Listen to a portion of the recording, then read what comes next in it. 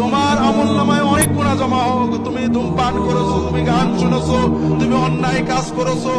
যুবকদের বলছি, বিশেষ করে তোমার আমলনামায় শত গুনাহ জমা হবে। যৌবনের উচ্ছলতা উচ্ছৃঙ্খলতায় কিছু পাপ হবে, হতাশ হওয়ার কিছু নেই। তবে নামাজ কাজা করার পাপ যেন তোমার আমলনামায় কখনো না ঢোকে। যত গুনাহ করবে আল্লাহর কাছে কাঁদবে, আল্লাহ আর করবো না, তৌফিক দাও। আবার হয়ে যাবে, ভুল হবে, নিয়ত করবে, চেষ্টা করবে, কিন্তু নামাজ কাজা করবে না। খেলার মাঠে ছিলে, ক্রিকেট খেলা দেখছিলে, টিভির সামনে ছিলে, সিনেমা হলে ছিলে, যেখানেই থাকো না কেন ওয়াক্ত হলে নামাজটা আদায় করবে।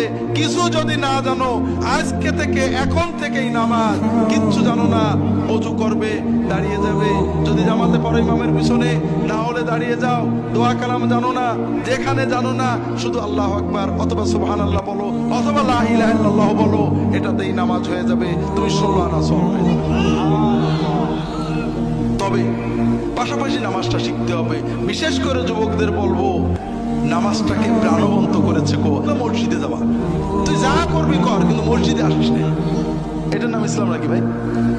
ও চুল গেছে, দুল পড়েছে, কোনোটা মাকরু, কোনোটা নাজেজ, কোনোটা গুনাহ হবে, কোনোটাই হবে না। কিন্তু সবচেয়ে বড় গুনাহ হলো নামাজ না পড়া, ঠিক না? কাজে ওকে যেভাবে আসে মসজিদে আসতে দেন, অন্তত নামাজটা পড়ুক। ওর জন্য দিনের সহজ বিষয়টা বুঝান। অনেকে বলে যে হুজুর দোয়া জানি না, নিয়ত জানি না, নামাজ পড়ি না, অনেক রকম আছে। আল্লাহর নামাজ কত সহজ করেছেন। আপনি যতটুকু জানেন, কিছু না জানলে সুবহানাল্লাহ বলেও যদি নামাজ পড়েন, আল্লাহ 16 আনা সওয়াব দিয়ে দেন। কাজেই নামাজটা পড়তে হবে, প্রাণবন্ত করে পড়তে হবে। নামাজ আমাদের আল্লাহর সাথে সবচেয়ে প্রিয় সম্পর্ক। আমরা নামাজে অনেক ভুল করি, মেয়েরাও করেন, পুরুষেরাও করেন। আমরা নামাজ যারা পড়ি তারা কি ভুল করি? নামাজ পড়ছি কিন্তু রুকুতে যে কটাস করে উঠে পড়ি, পুরো না দাঁড়িয়ে আবার সেজদায় চলে যাই, সেজদায় যে তাড়াহুড়ো করি, দুই সেজদার মাঝখানে ভালো করে বসি না। এরকম মুসল্লি কি আপনাদের এলাকায় আছে?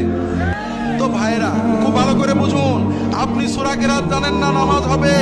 আপনি কোন দোয়া জানেন না, নামাজ হবে। আপনার কাপড় নেই, ন্যাংটো হয়ে নামাজ হবে। আপনার পাক কাপড় নেই, নাপাক কাপড়ে নামাজ হবে। কিন্তু রুকু সেজদা আপনি দিতে পারেন, খটোমটো করে দিয়েছেন, নামাজ হবে না। কারণ আপনি মালিকের সামনে গেছেন, প্রধানমন্ত্রীর সামনে গেলে, এমপির সামনে গেলে কত ভক্তির সাথে থাকেন, আর মালিকের সামনে মাথাটা নত করেছেন। আপনি একেবারে হঠাৎ করে উঠে পড়লেন, শান্ত হয়ে দাঁড়ালেন না। এইভাবে রুকু সেজদা করলে নামাজ হবে না। কাজেই অন্তরের মহব্বত দিয়ে নামাজ পড়েন। ছোট্ট একটা বলি, রাসূলুল্লাহ সাল্লাল্লাহু আলাইহি ওয়াসাল্লাম দুই সাজদার মাঝখানে কি বলতেন? রব্বে গফিরলি। কখনো ওটাই রিপিট করতেন, কখনো বলতেন রব্বে গফিরলি ওয়ারহামনি ওয়ারযুকনি ওয়াহদিনি ওয়াআফিনি ওয়া'ফু আন্নি ওয়াজবুরনি ওয়ারফা'নি। দোয়া করতেন। দোয়াগুলোর মানে কি?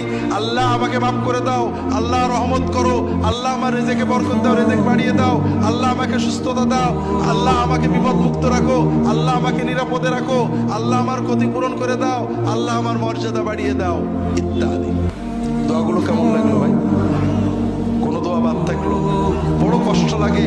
বিপদে পড়লে কত দৌড়ান, কত জায়গায় দৌড়ান, ইনুস খতম করেন, কিন্তু দুই সাজদার মাঝখানে 5টা মিনিট বসে আল্লাহর কাছে সব চেয়ে নেবেন, এটা কপালে জোটে না। কাজেই ভাইরা একটু নামাজটাকে প্রাণবন্ত করে পড়ি। যুবকদের বলবো, তোমাদের সামনের জীবনটা বড় কঠিন। কারণ আন্তর্জাতিক মিডিয়ার মাধ্যমে, আন্তর্জাতিক বাণিজ্যিক সাম্রাজ্যবাদ আমাদের যুবকদের যৌবনকে এক্সপ্লয়েট করে বন্ধু করো, গল্প করো, আড্ডা দাও, এটা করো, সেটা করো দিয়ে তাদের জীবনটাকে ধ্বংস করে দিচ্ছে। যৌবনের 35-40 বছর বুঝতে পারবে না যে কি হারিয়েছো।